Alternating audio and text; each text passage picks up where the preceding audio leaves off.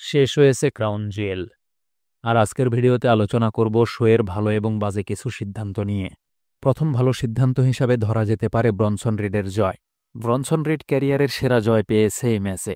ম্যাচটা ছিল Australian street fight match, যেটা সাধারণ স্ট্রিট ফাইটের মতোই, তবে কাজ হয়েছে শুধু গ্যালারির মধ্যেই। শুরুতেই রোমান রেইন্স রিডের ওপর কঠোর হওয়া এবং এরপর পর্যায়ক্রমে দুজনে দারুণ পারফর্ম উপহার দিয়েছে। ম্যাচের মধ্যে ব্রন বেকার এবং উসোসদের আগমন স্বাভাবিক ছিল, যদিও জেউসোর মুম্মিসের কারণে হেরেছে রোমেন।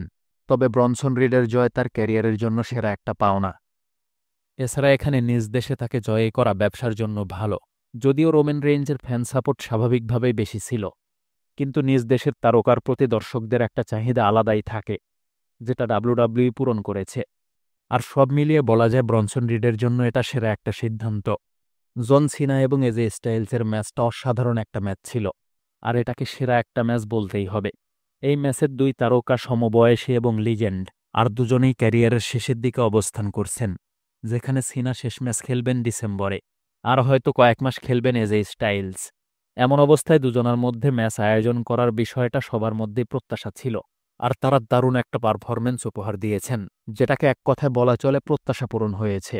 শুরু থেকে যে হাইপ তৈরি হয়েছিল সেটি পুরোপুরি সত্যি প্রমাণিত হল। তবে এটি তাদের 2017 সালের রয়্যাল রাম্বল ম্যাচের চেয়ে ভালো কি না এটা বলা কঠিন।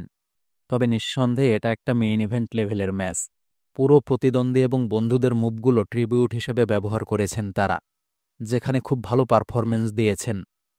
তারা প্রায় 50 বছর বয়সী হলেও এতটা শার্প এবং নিখুঁত দেখাচ্ছিলেন, যেন মনে হচ্ছিল তারা এখনও যুবক।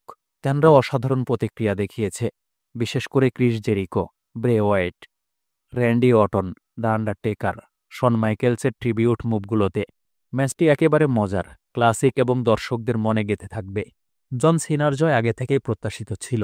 যারা প্রো রেসলিং ভালোবাসেন তারা নিশ্চিতভাবে এই ম্যাচটাকে খুব ভালোভাবে উপভোগ করেছেন। সব মিলিয়ে শোয়ের সেরা ম্যাচ এটা। ভালো সিদ্ধান্তের মধ্যে সেথ রলিন্সের বিজয়, এটা ভালো একটা সিদ্ধান্ত। সেথ রলিন্স এবং কডি রোডসের মধ্যকার ম্যাচটা মেইন ইভেন্টের ম্যাচ হিসেবে তুলে ধরা হয়, যেখানে দুজনে দারুণ কাজ করেছে। কার্যকরভাবে নিজেদের সব মুভ ব্যবহার করলেও কেউ কিন্তু সহজে জয়ী হতে পারছিল না।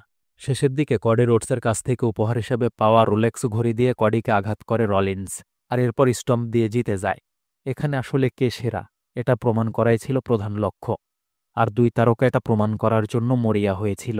তারা ঢেলে দিয়েছে নিজেদের সেরাটা। এখানে রলিন্সের জেতার ফলে কে সেরা এটা প্রশ্নবিদ্ধ রয়ে গেছে।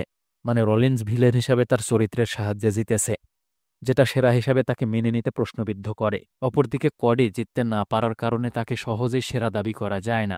সব মিলিয়ে দারুণ একটা অবস্থানে এই প্রশ্নের উত্তর রেখে ম্যাচটা শেষ করেছে ডাব্লিউডাব্লিউই। বাজে সিদ্ধান্তের মধ্যে রয়েছে টিফানি এবং ভ্যাকুয়ারের মধ্যকার উইমেন্স ক্রাউন জুয়েল চ্যাম্পিয়নশিপ ম্যাচের সময়, যেখানে দুই তারকা নিজেদের তুলে ধরতে দারুণ ব্যস্ত ছিল। দুজনে খুব ভালোভাবে এবং ক্লাসিক্যাল শুরু করেছিল, যেটা সাধারণভাবে দেখা যায় না। আসলে এই ম্যাচের পারফর্ম ভালো এবং খারাপের ওপর নির্ভর করছিল তাদের ভবিষ্যৎ। কেননা পেপার ভিউতে নতুন দুই চ্যাম্পিয়ন যদি নিজেদের ম্যাচটা ফ্লপ করে তবে সেটা বাজে দেখায়। সব মিলিয়ে তাদের নিয়ে ভয় থাকলেও সেটা হয়নি, মানে তারা অসাধারণ পারফর্ম করেছে। 10 মিনিটের মতো লড়াই করে শেষে জিতেছে ভ্যাকুয়ার, আর নতুন চ্যাম্পিয়ন হয়েছে। সব ভালো, ইন রিং স্কিল, দুজনের ম্যাচ সাইকোলজি, এছাড়া পারফর্ম, সবকিছু টপ লেভেলের।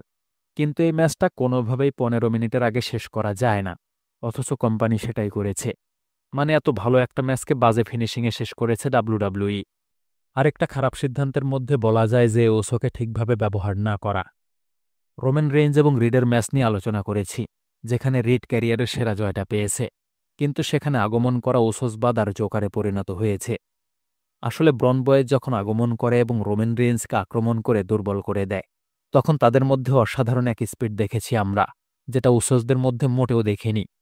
ব্রন বয়েজ সিঙ্গেল কাজ করেছে, আর অপরদিকে উসোসরা কাজ করেছে টিম হিসাবে, আর তাদের কোনো মুভই হেভিওয়েট ছিল না। এই সময়ের মধ্যে যে উসো কোনো স্পেয়ার ব্যবহার করেনি, যেটা প্রশ্নবিদ্ধ। মানে ব্রন বেকার স্পেয়ার ব্যবহার করলেও যে উসো সেটা কাজে লাগায়নি, আর এমন সময় কাজে লাগিয়েছে যেখানে তার স্পেয়ার দেওয়ার কোনো মানেই হয় না। অর্থাৎ মিসেরও তো একটা টাইমিং দরকার, যেটা ঠিক করে করতে পারেনি ডাব্লিউডাব্লিউই।